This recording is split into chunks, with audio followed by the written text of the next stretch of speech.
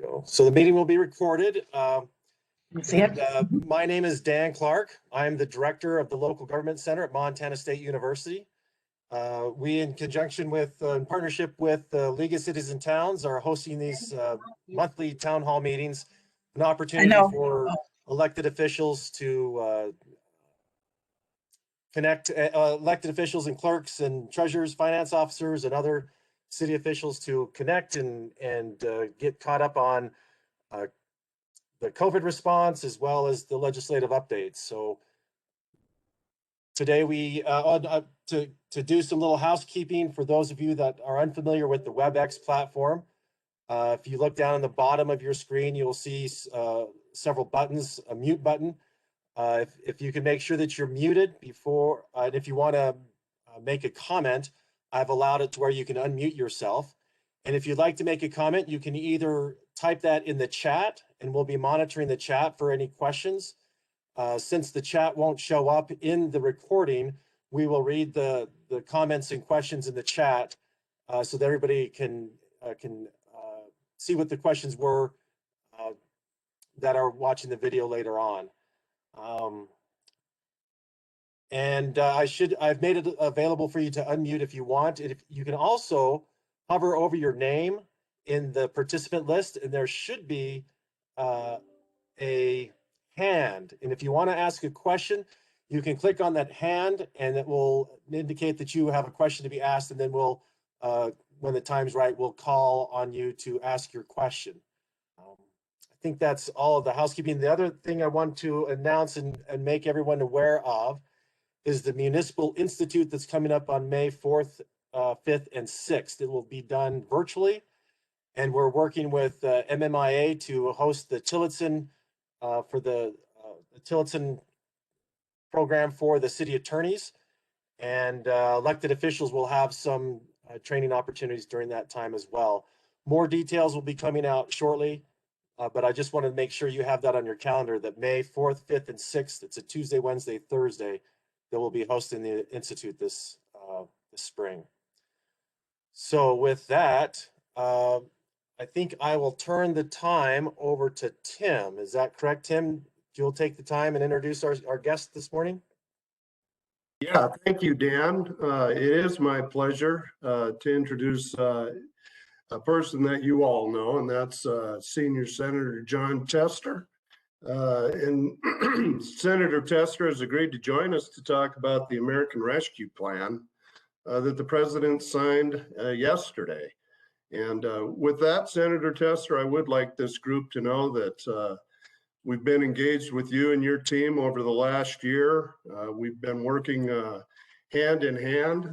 We appreciate your leadership. And with that, Senator, the floor is yours. Well, Tim, thank you. And thank you for allowing me to be a part of this group this morning. I'm going to start by expressing my appreciation for the work that you guys do every single day.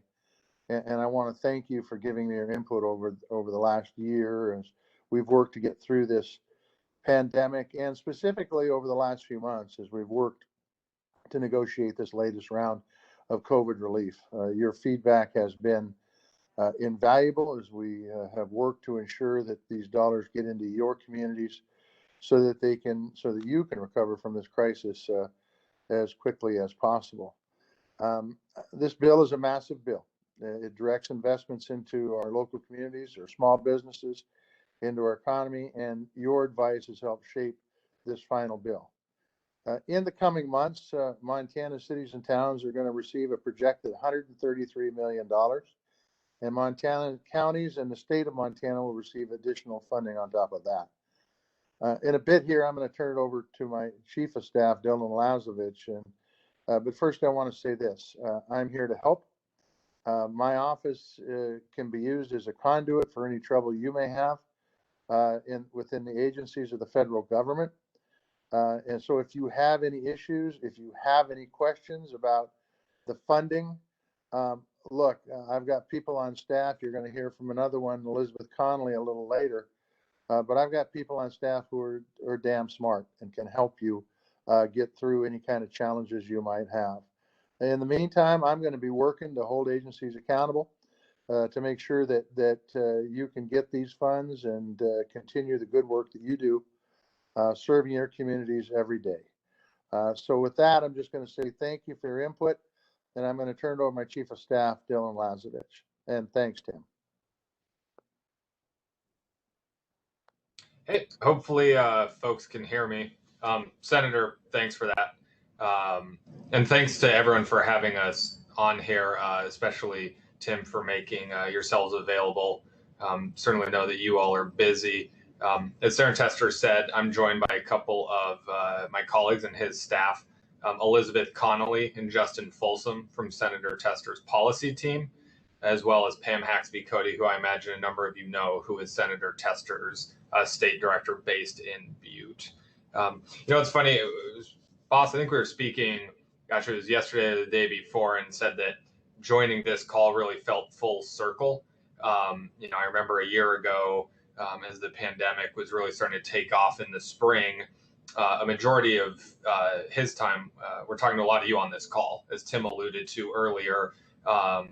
And particularly, I remember a conversation with Mayor Bill Cole, not to single you out, Bill. If you don't want to be associated with me, I'm sorry to do that to you. But just talking about and understanding that you all know the needs in your community better than anybody else does. And your advice and counsel on what your communities need has been invaluable. And we really hope that as you make use of this law that was just signed into law, you see your fingerprints on it, because truly the advocacy that you all put into this is meaningful, and it's nice to see that local, state, and federal relationship bear fruit. There are a number of things, as my boss alluded to, that are in this package that are outside of the scope of what we'll talk about today. We heard from you talking about what your local businesses need, and certainly there's additional support for them that is absolutely going to save jobs and provide support to businesses ranging from restaurants, the entertainment venues, hospitality, tourism.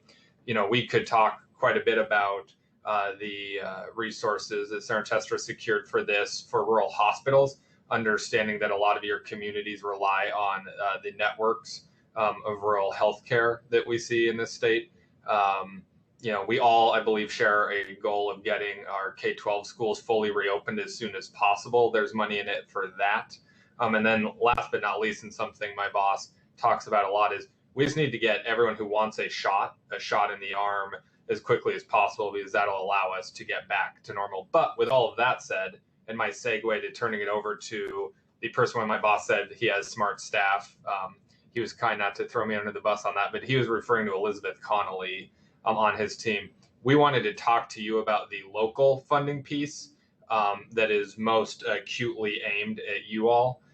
So Elizabeth, as I said, is Senator Tester's lead policy advisor on much of this bill. She'll talk about local funding measures.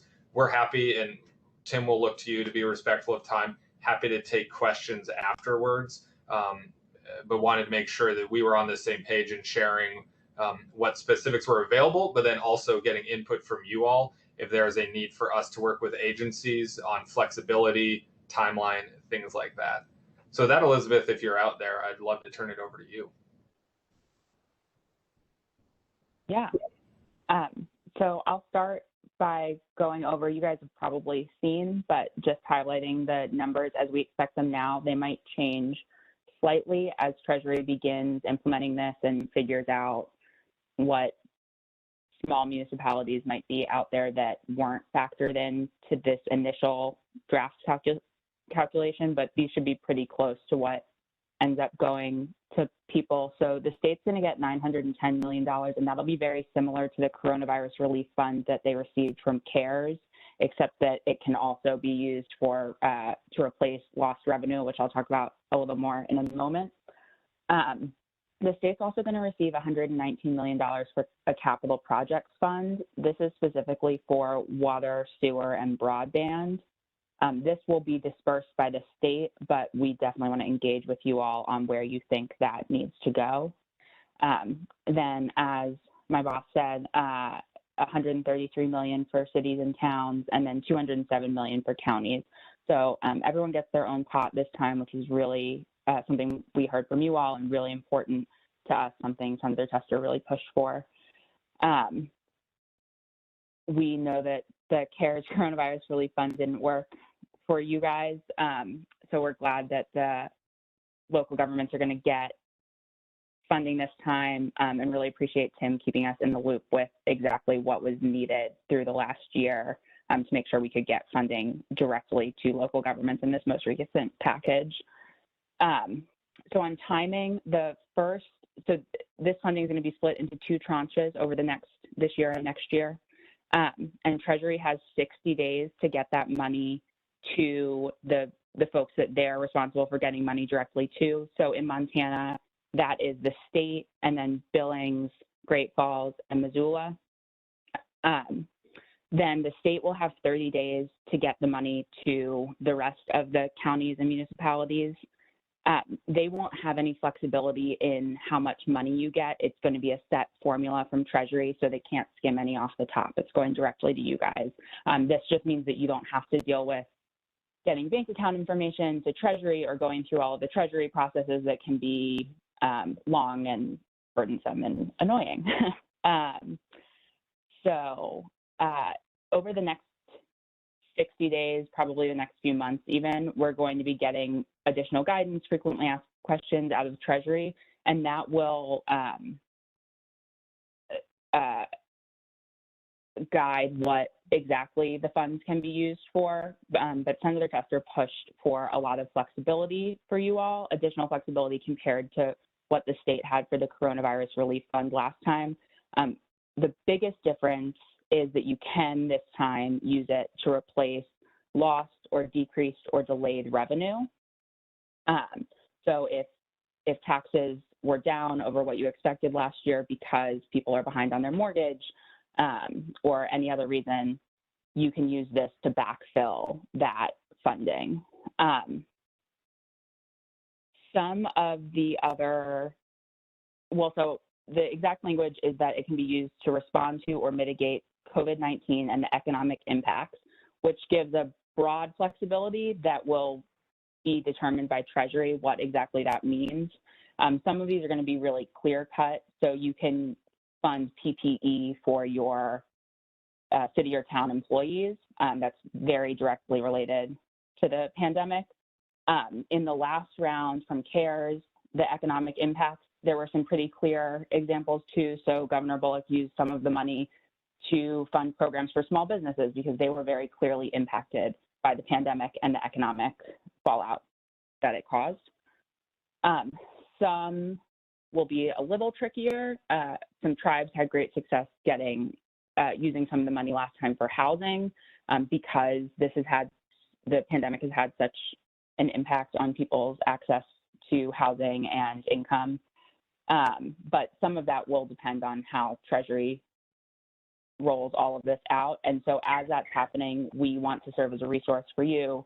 We can bug Treasury about making sure that you're getting the answers you need, the clarity you need, and hopefully pushing them to allow projects that will be impactful in your communities. So I think, Dylan, that's most of what I was going to cover, but don't know, I'm sure I left stuff out. So if people have questions or anything, Dylan, Justin, Pam, that you want me to flag. Tim, I'd look to you. We're happy to take questions. We're also happy if you want to collect them afterwards to respond to them. You let us know. Yeah, I think, thank you, Dylan and Elizabeth. Dan, I think that we should take some questions, and if people want to raise their hand, I think we can handle it that way. It is a great opportunity, and I gotta say, this is day one. Dylan, I know you and your team have been, this is like day 360, but for the bill, the president just signed it yesterday. I'm not sure that we're gonna be able to answer each and every question because, Treasury will have to provide guidance and we'll walk down that road. But we will set up a structure so that we can engage and do the right thing at the right time to serve our citizens. Elizabeth, just up at the front end, I think that the bill requires a certification be signed off by the local government. And then I think, provide that to the state of Montana. We don't have that certification yet, but we'll be engaging all the members on how to do that, so that when it's time, we can submit the proper paperwork to the state of Montana so we can distribute the funds. So with that, if there are any questions, we'll certainly attempt to answer them while we have Dylan and Elizabeth on the line. Yeah, Tim, there's a question coming in from Leah Griffin asking, the League of Cities and Towns memo states aid is distributed through the states. What does this look like? CARES distribution through the state was problematic last time. This is different. And Dylan, or Elizabeth, if I get this wrong, let me know. But the CARES dollars did go through the state. And we set up a program with the governor's office that you would submit, I think it was 3 or 4 times for eligible reimbursable expenses. And then the state would cut a check. Because of the way it's set up nationally, our entitlement cities through CDBG, that being Billings, Great Falls, and Missoula, will receive a direct check from Treasury. The remaining pool of the $133 million, the Treasury will send a check to the state of Montana. The formula allocation is based upon population, and we sent out a draft of what that breakout looks like to you all yesterday. I would assume that then we have mayors and councils agree to the certification and submit that to the state of Montana. The state of Montana, according to the formula, then would be able to distribute the check to your government. And this will happen twice. One half of the money will come first off, and then a year later, the second half of the money will come. Elizabeth, is that your understanding? That is. And so you all will see that first tranche within 90 days from yesterday. But if Treasury gets the money to the state faster, the state has 30 days from when they get it to all of you. So it shouldn't have to wait too long, hopefully. And Elizabeth, the only thing I'd add, and it's a great question, is that was something that we heard specifically from you. And so the state, and we love them, whether it's, a Republican governor or Democratic governor, we all know executives love to figure out ways. And I'm speaking to a lot of executives, there is an interest in trying to grab what you can grab as money goes through. That is not supposed to happen this time. And that was by choice. So we'll be watching that, but it's a great question. I just wanted to reiterate, we heard that concern, and that is improved upon this time.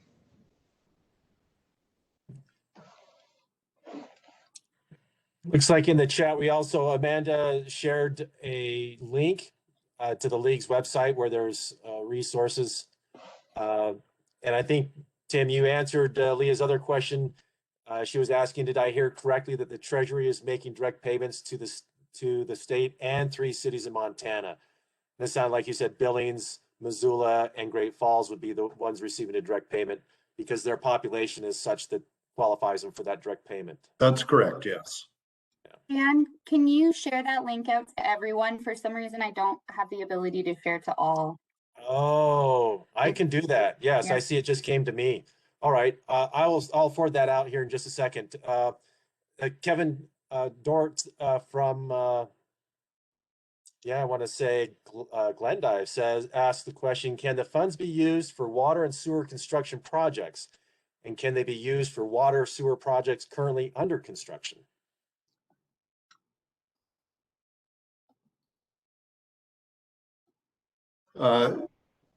Elizabeth, Dylan, help me out here, but my understanding is yes. And we worked specifically with Senator Tester and his team. And remember, these dollars are critically important to get, number one, a handle on the pandemic. And after we do that, we all need to join hands and work hard to help rebuild our economy. And if you'll recall, after the last, the Great Recession, the federal government relied on cities and counties throughout the nation with that rescue package to invest into infrastructure and create jobs and improve our condition. And so as we look to get our handle on the pandemic, we also, and you know, mayors and council people better than anybody, how your main street is suffering through this pandemic. So Dylan, that's the reason the senator supported that, correct? Yeah, Elizabeth, I don't know if you have anything to add on that, but this was a very key point, and it was one of the last things that got sewn up in this overall package before it hit the Senate floor. Yeah, there will be, in addition to the money you get, there will also be some additional funds for sewer, water, broadband, because we know how important those projects are to your communities. Right. But the money you get directly can be used too. Yep. And to put a point on that too, that Elizabeth was talking about earlier in her opening remarks about that fund that'll be also at the state for those topics. Senator Tester would love to know about your needs within your community. We already have great back and forth on that for sewer and water and broadband. But, you know, as the lone member supporting this and crafting pieces of this legislation, implementation is going to be really important to him. And so he will want to advocate for specific projects that make sense, since it is going to be a statewide pot of money for the state. And Dan, I'd like to build on that because it's critically important. As we worked our way through the CARES Act, and it was a very limited piece of legislation as to what we could do, what we couldn't do. All of us wanted to apply those monies correctly. And that required an engagement. And at the time, we were working through the National League of Cities, the U.S. Treasury Department, and they would provide guidance. And you all remember that when the guidance came out, we would engage the membership as to how we were to appropriately apply these funds. We will this time work through Senator Tester's office to engage Treasury and coordinate with the National League of Cities as well to get questions answered, to make sure that we're appropriately applying these funds within the intent of Congress. And that is a real big deal. And Dylan, we haven't got that structure in place yet, but I think it's going to be easy enough for us all to put it together, don't you? Indeed. Yep, I agree, Tim. And it looks like we had a couple other ones. Now I'm seeing them in the chat, not to jump the line. Elizabeth, did you see Dale's question from Missoula about timing for Treasury regulations? If you have anything to add to that. Yeah, so we expect them to start pretty soon, updating the frequently asked questions from last time because there will be more flexibility this time. They announced a bunch of new staff yesterday, so they're in the process of getting up to speed so that they can make all of these determinations. But hopefully over the next few weeks and by that 60-day deadline, we'll have almost all of the information. But if you're over the at any point and over the next until 2024, while you can keep using the money, if you have questions about what you can use the money for or something that you aren't finding on the Treasury site, please feel free to Tim knows how to get a hold of all of us. And actually, I can put my email in the chat so that you can get in touch with me directly. Yeah. And to my other colleagues from Team Tester, Justin and Pam, if you do the same, and folks, feel free to email all of us. We can always get it to the right person. And I will say, the best way to get a hold of me is always Tim. When Tim calls or texts, I know that I need to step out of anything. We do like to think that we're very responsive, but feel free to also make sure Tim is in touch, because I think, Tim, we've talked about 4 times already this week. Which is fairly average for us. The other thing Oh, sorry, Tim. No, I was just agreeing with you, Dylan. Oh, yep. The other thing I would say on the question about hospitals, schools, and counties receiving an allocation, we'd be happy to chat a bit about that. Right, there is absolutely resources for K-12 schools to help them fully reopen ASAP. There is also money for higher education. So if you were one of the towns with a higher ed institution, there's a really good story in here. We're projecting, Elizabeth, don't yell at me if I get this wrong, about 94 million and change for higher ed, which I know talking to the university system is a big deal for them. In terms of hospitals, I alluded earlier to $8.5 billion for the provider relief fund. That is a big deal in that was not included in the House version of this bill. And Senator Tester teamed up with Senator Manchin from West Virginia and said we need $8.5 billion for rural hospitals specifically. So we are not competing against Chicago or LA for that money.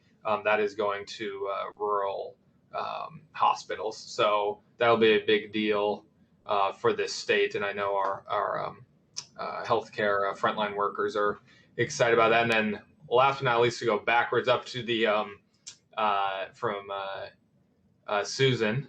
Susan, I don't see you on here, but it's good to, it's been a little while since we've chatted, but glad to see the question. That is such a great flag. Anything you see about concerns of there being choke points on resources getting to you, please be in touch with us. I think we are going to be spending the next handful of months tracking things like that.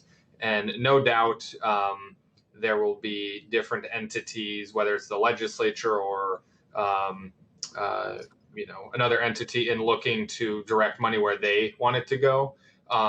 We will be in contact with those folks about the intent, and we'll be talking to the federal agencies, which will have a role in defining how it can be used. So as Tim said at the beginning, we're on day one of this. There are a lot of folks with really big eyes as this is headed towards them. It's, the backstory on that $2.7 billion number that the legislature has been running with largely came from talking to our office. We did not know that they were then going to announce it in a legislative hearing, but such is life. It wasn't necessarily a number that was set in stone. But yes, there is a lot of resources for a lot of purposes within the state of Montana, and John Tester is going to be hell-bent on making sure that the money goes where it's intended to. Thank you, Dylan. So Dylan, Mayor Bill Cole from Billings has a question he'd like to ask. Uh-oh. Yeah. Hey, thanks, Dylan. Thanks, Senator, Pam, Elizabeth, all your hard work on this. Been a lot of late nights for you, I'm sure, and we appreciate it. And we don't want to look a gift horse in the mouth. My interest is really in this hundreds of pages of bill, about 15 words in the use section, use of funds section for cities and towns. And the question really is how broadly this phrase is going to be interpreted by the Treasury. Since this is day one, your answer is probably you don't have a clue, but I do want to alert you to it. The ability to backfill dollars for lost revenue, that's pretty clear, but doesn't really help us because our property taxes haven't been significantly impacted. Ability for use for water and sewer is great, except that we have the ability to raise our utility fees, and our utilities are in good shape. But we do have a lot of public safety needs.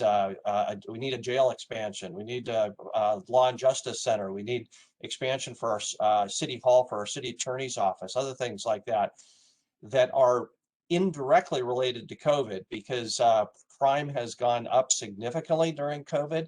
But those needs, being honest here, and I know this is being recorded, so maybe we'll have a little gap in our recording if necessary, but these needs pre-existed COVID as well. So in other communities probably are in similar situations, but in the use of funds section, page 593 of my bill draft, the most broad language that I see says that the funds can be used, quote, to respond to the public health emergency with respect to COVID-19, or its negative economic impacts. And it makes it clear you can give the money away to other groups and needs. But if you want to use it for yourself, which is our situation, I'm just wondering how broad that phrase "to respond to the public health emergency" is going to be interpreted, and responding to the negative economic impacts. Specifically, as I mentioned, crime goes up with COVID-19, and that's a public health emergency and an impact, I believe. And also, if we tax our citizens who are already stretched because of COVID-19, that adds to their economic burden. So using these funds to avoid taxes for these other needs, I think, is a helpful way to address negative economic impacts. But I admit those are indirect connections to COVID-19 and are a little creative. So I just want to alert your team to this issue. Maybe you've got an answer for me at this stage, maybe you don't. But I think that's going to be key language going forward.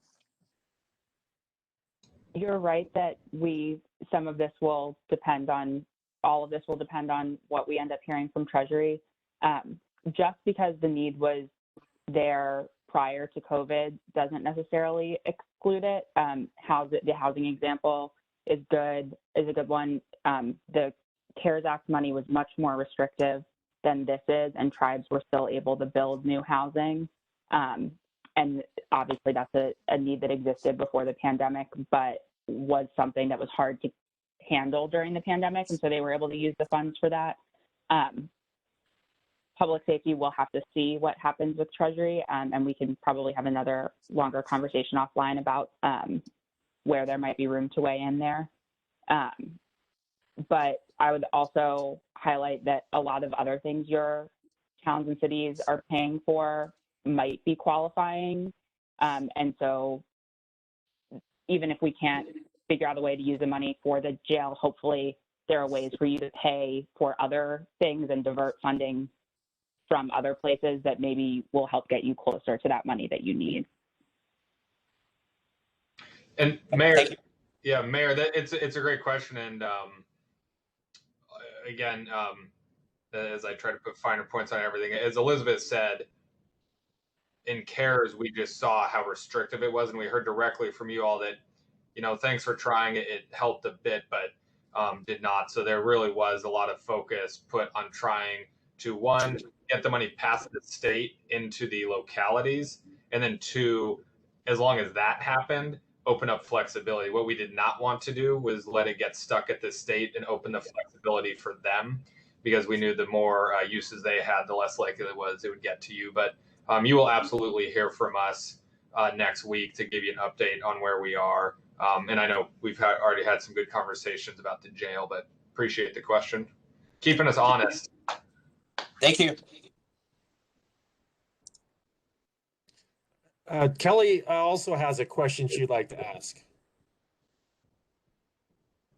Not really a question, more of a just wanted to put out there that, Tim and I and Amanda can probably come up with a way to have a repository of descriptions and photos of projects that people are doing with the money, if that would help, feed some of that information back to Senator Tester to see what's actually happening, and if there's a project he's interested in, we can get more information. Absolutely love it. Listen, we're here to cheerlead what you all want to do within your communities, as long as we can get it as an eligible cost. This is a whole lot of money. And as Senator Tester said, and as a former school board member, he very much believes that folks in your positions know your community and your community's needs better than anybody else can. So yeah, Kelly, I love the offer and would love to figure out a way to share that information. Can I add that it would also be really helpful? It's really helpful for us to know, like Mayor Cole has told us, if there are specific projects you have in mind as we're starting this process, so that we can keep an eye out, or if Treasury asks us questions about how something might look, we can try and steer it in the right direction from the beginning. Elizabeth, I think that's an excellent suggestion. And if we could funnel those projects through the league, then we can compile the list so that you're not getting inundated. So I really appreciate that point.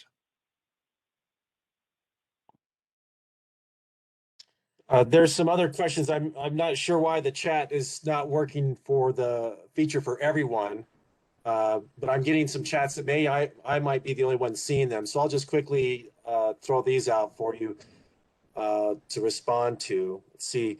So it seems like water sewer projects can be funded. That's great. Another question is, can we also use the funds to pay off existing loans on equipment?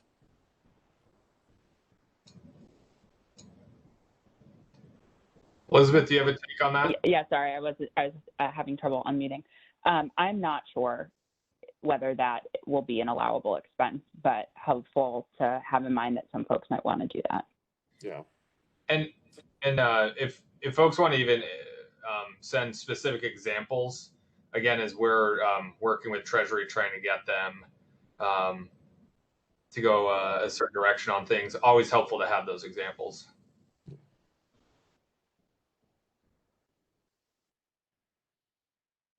So another question is the expenses that were eligible under the previous CARES Act.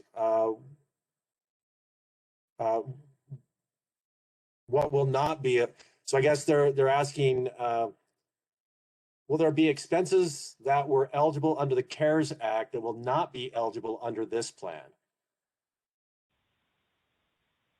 Only money that you already paid for with money from the CARES Act.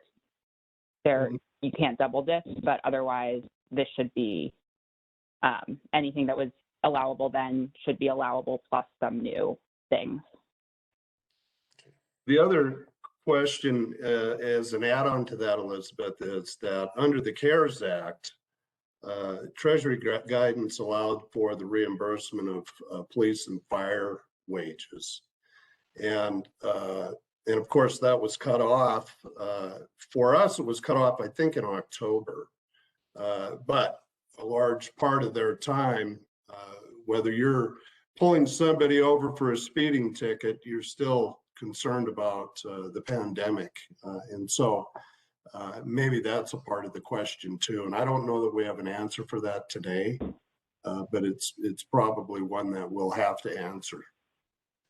Some of the problems last time with those funds being used were that there was a debate over where does the line between lost revenue and why you're paying for something in the pandemic come in, but because you're allowed to make up for lost revenue, hopefully there will be much more flexibility there, and we don't expect to run into those same problems.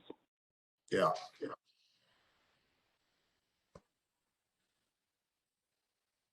Okay, now I'm trolling for other comments here in the chat box that may not be going out to the whole group.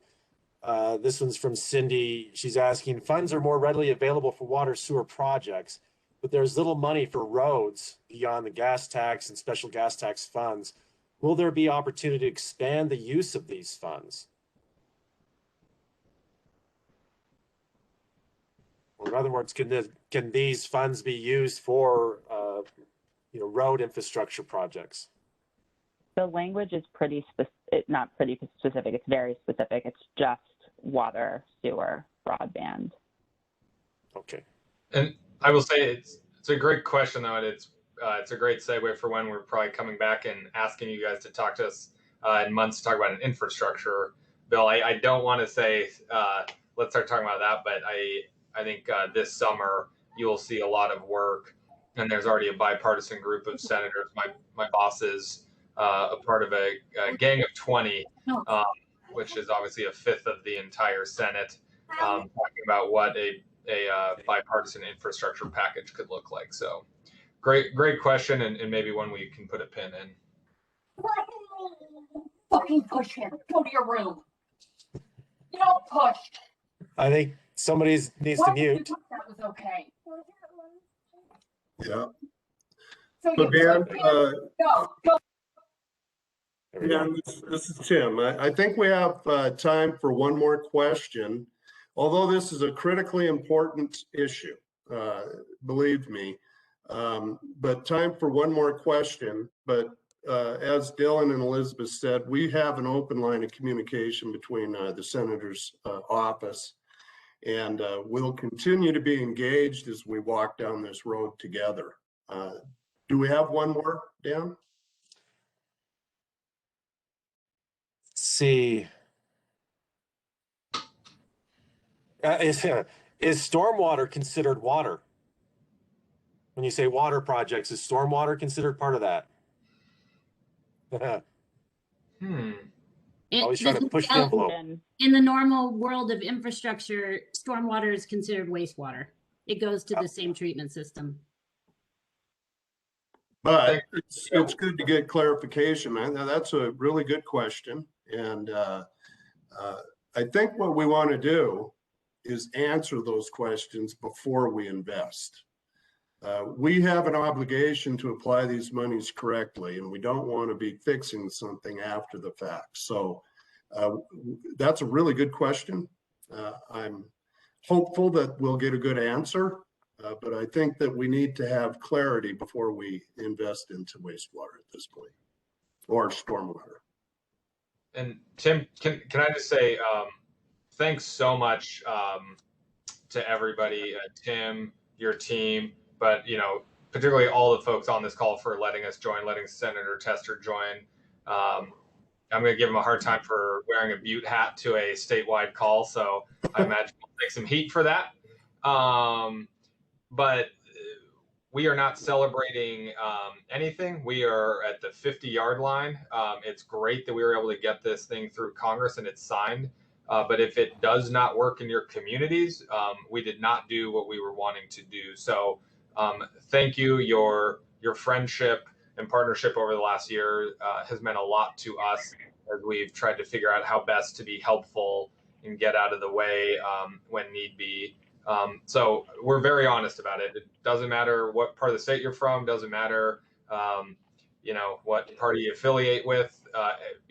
We are in the middle of a global pandemic. We are trying to come out of it strong. We're going to, and we really look forward to working with all of you and getting together in person to, celebrate some of the great things that these resources that you all and Senator Tester have advocated for to do right by Montanans. So thank you. I'm going to let everyone go, but Tim, appreciate it. Thank you, Dylan. And Dylan, before you go, I have one last question, and it's for JP Gallagher out of Butte, the chief exec. JP, did you notice the senator was wearing a Butte hat? JP? I did not recognize that, but thanks for pointing it out. Maybe we have somebody sending him something there to do a little promotional for. So we love that he has that on, and we're so thankful for Senator Tester and his staff because they've been great to the state and us, and we recognize that. But I did not recognize he had that hat on. He was kind of sitting up high at the beginning, so I didn't notice that. Well, Dylan, Elizabeth, thank you.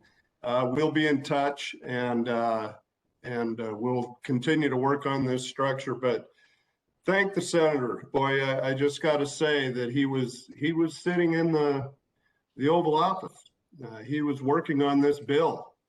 He met with the board of directors last week and took suggestions that Mayor Cole had and others, and they actually got put into this bill. That's a big deal. So please thank the senator for all of his hard work. We appreciate it very much, and we'll put these monies to good use for the residents of Montana. Thanks, everybody. Take care. Be well. Thank you. Thank you. So Dan, I think Rob Meston's here with the service line warranty program, and maybe we can hop into that if that works for you. It does. Robert, I saw you a minute ago. If you're still with us, we'd love to hear your thoughts about the service line warranty program. Yes, I'm still here, and I appreciate everybody allowing me this time to give you a quick overview on the program and answer any questions you might have. I will say, and I'll start off with over the past year, I have certainly missed visiting the great state of Montana, and it's definitely one of the favorite parts of my job is to get out and see folks face to face. And over the years, I've definitely enjoyed my time up there. So definitely looking forward to, getting back to more of a normal routine and seeing everybody in person. But so, I'm with HomeServe, and I represent the National League of Cities Service Line Program. We have been administering and running this program for the NLC for 11 years now. And, we've been working very closely with Tim and Kelly and everybody there at the league for, I think what we're in our fourth year now of the relationship. So we've been up in Montana for a few years now and making this program available out there. This program is offered at no cost to municipalities. The NLC Service Line Warranty Program educates homeowners about their service line responsibilities, and it does provide them optional affordable protection from the unexpected service line repair costs. Homeowners that are in participating municipalities with the program are eligible to purchase low-cost repair plans. They cover broken or leaking outside water and sewer lines, and also an option for interior plumbing as well. That covers them up to $8,500 per occurrence. Some of the benefits, some key benefits of the program and offering the program that I want to highlight. As I mentioned, this is a great educational piece that helps keep the homeowners up to date on what their responsibilities are, specifically with the private infrastructure on their property. There's no cost to Montana cities and towns to participate and bring the program to their residents. There's a revenue share component to this that helps drive dollars back to the cities. So at a time we're, looking at so many cities, seeing funding getting cut in different areas, this could potentially provide an alternate revenue stream to bring some money back in. There's affordable rates for the residents, and it's really a great tool to just help increase citizen satisfaction. Some of the key features of this program that I should mention here is the program pays for the repairs, not your residents. So when a homeowner is enrolled in this program, everything is facilitated through us. There's no out-of-pocket expenses for the homeowners. There are no service fees or deductibles either. So we try to eliminate any kind of out-of-pocket expenses for the residents. The customers are provided with a 24/7, 365 repair hotline that is staffed with live agents. And we have several call centers stationed throughout the country. I'm based out of the Pittsburgh, Pennsylvania area, just south of Pittsburgh, where we have a call center. We have a call center in Norwalk, Connecticut, and then our largest call center is in Chattanooga, Tennessee. All repairs are performed to local code by rigorously vetted, licensed, and insurance local area contractors. And the way we establish a contractor network is a couple of ways. One, that the city could provide us a list of local contractors if they choose to do that. Or we have a contractor network that reaches out to these guys and lets them know that the program is available, and we try to enroll them into our network. The program also, we facilitate, like I mentioned, it encompasses all aspects of the administration, the education, the outreach, the billing, the customer service, the repairs, customer satisfaction measurement, and partner reporting. So what all that really means is there's very, very little involvement for the city or town to make the program available there. And we try to keep as much off of your plate as possible. And how we market and how we make this program available to your homeowners is pretty simple and straightforward. It's a direct mail piece that we send a couple of times a year. It just makes them aware that the program is available to them and that we're working, closely with the city to make the program available. So we would reach out a couple of times a year just to have you approve that letter before we mail it. That letter that goes out, it has the city seal on it to show the partnership, and it also has all of our contact information in our seal as well. So the partnership is easily connected. And outside of that, there's not a whole lot of involvement for cities and towns to bring the program there. We have, I think, 22 participating cities and towns in the state that are now offering this. So we've got, the options available, and a lot of towns out there are taking advantage, and many homeowners across the state of Montana are eligible for this. Nationwide, we have over 850 US cities and towns that have adopted this program.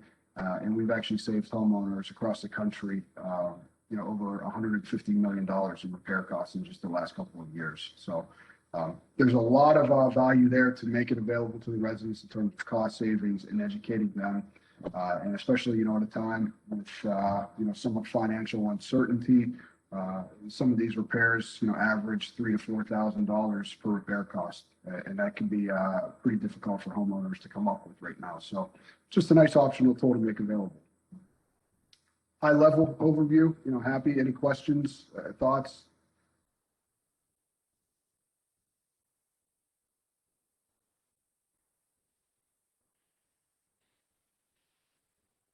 Rob, Yeah. I don't see anything in the chat, but it looks like Cindy has a question. Go ahead, Cindy. Oh, thanks, Dan. This is Cindy Anderson. I'm the mayor in Bozeman, Montana, and we've been looking at this program for a while. And I'm just curious about the questions that you get from communities about, why they wouldn't want to participate, or some of the issues that have come up. This has been hung up a bit in our legal department, and I'm just asking about, what are you seeing around that, and how are you guys working with communities who may have questions around that? Sure. Yeah, the biggest hang up or the biggest roadblock we run into when partnering with the city really comes down to use of the city logo. More times than not, a city wants to move forward. It's something that they want to be able to offer to their residents, but they're not comfortable putting their logo on the marketing letter as well. So that's really the biggest obstacle that we run into. And my answer to that is, we've tried in the past where we've marketed to homeowners without a logo, just straight from HomeServe or just straight from whichever company. And when we do that, it just becomes more of I don't want to say junk mail, but just something that gets, tossed to the side, and it's, you have slower enrollment rates. So when we do work with the city and we have that city seal on there, it allows us to put our best product forward because we see a slightly higher enrollment with the city partnership and the logo. That's where we're able to raise our limits up to $8,500 per repair cost. That allows us to lower or eliminate any kind of service fee or deductible. So I can certainly understand when a city doesn't want to share their logo or use it. But the reasons being is it allows us to put just a better product forward with that.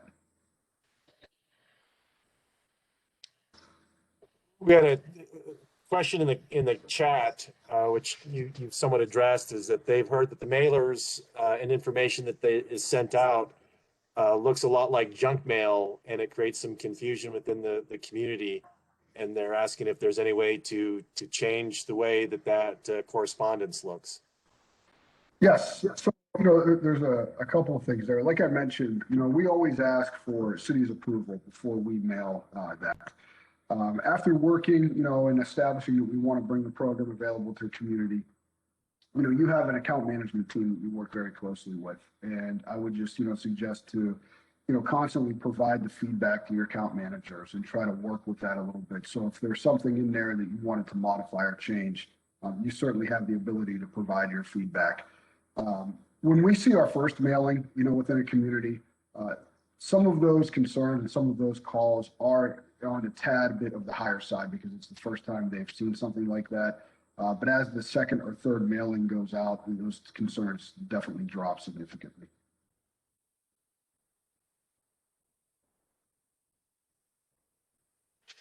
Thanks, Rob. Any other questions for Rob while we have him on the call here?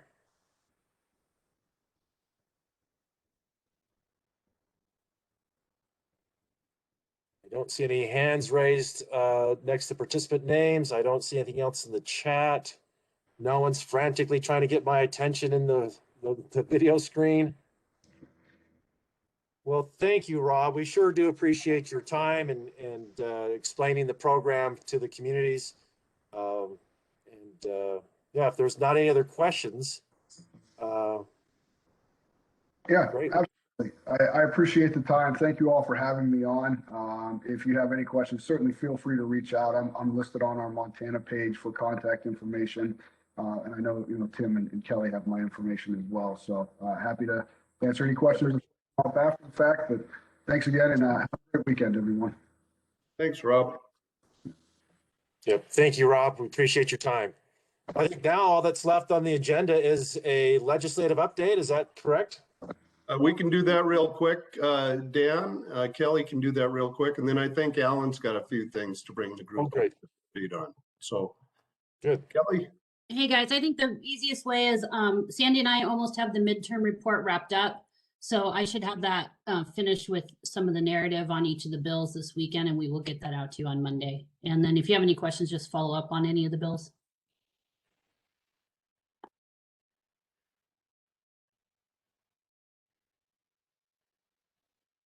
Wow, that was quick. Okay. Alan, what do you have for an MMIA update? I really don't have a lot, Dan. Thanks for the opportunity, other than to let everybody know we will be publishing our preliminary rates in about 3 weeks. We've got a board meeting coming up the 26th of March. We will bring rate recommendations for all 4 of our programs: work comp, liability, property, and employee benefits. I will say things are looking fairly good right now. Rates should be fairly stable this year, I think, for the most part. There's despite what's going on in the insurance world, we're looking at significant increases in our reinsurance costs just across the board. Liability, property are very unstable out there, but you all see very little of that because while we have to pay increased reinsurance costs, that doesn't really have a huge impact in the rate that we charge you. It's a very small percentage. So maybe a little bit up in auto physical damage, just because we've had some pretty significant losses with higher end vehicles, garbage trucks, fire trucks, those types of things this year. But other than that, it should be pretty stable this year.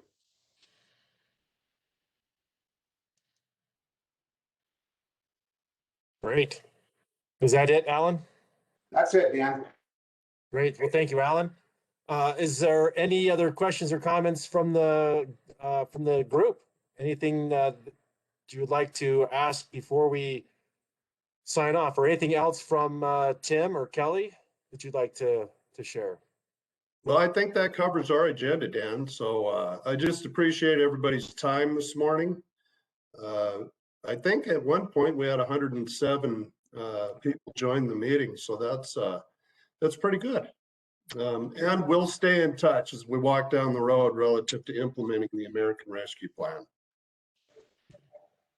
I just wanted to say I appreciate Tim and Kelly and Dan, all of your guys' hard work and keeping us up to date on what's happening and really being in the forefront of this, because I think the quicker we have the information, the more prepared we can be, even with dealing with the state as they're going to have funding and stuff, and preparing ourselves to put in for some of those allocated ones as well. So thank you.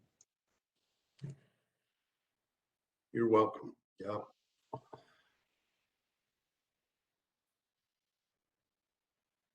All right. Well, if I want to thank everyone for their participation, and we look forward to meeting up with you again in another month.